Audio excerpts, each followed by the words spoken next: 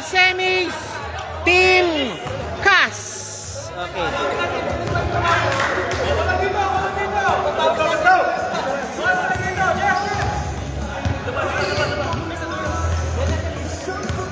Okay, Team Cas po, welcome po sa semis.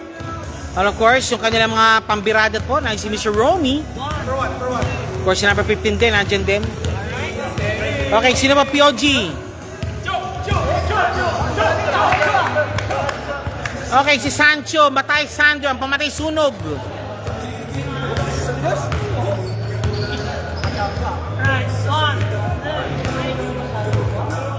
Okay, Sancho. Sino, saan sa likod na lang? Dito, backtrack yun. Sancho, congratulations, sir. And of course, welcome to the semi, sir. Salamat po sa mga nanonood. Salamat po. Okay, yun na, breakdown natin yung laro niya. Nauna kayo ng 8 puntos sa unang first half, diba? Pero hinabol nila.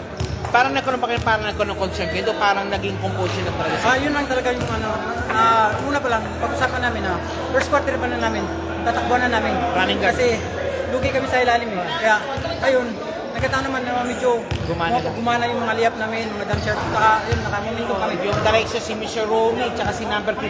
Yan, ang mga ano din. Si Arvin.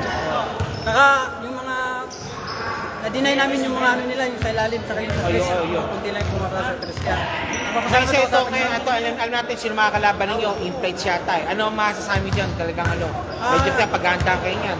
Gawin lang namin ang makakaya namin. Alam namin na under talaga kami sa lineup eh. Kaya, ano lang, just laro lang.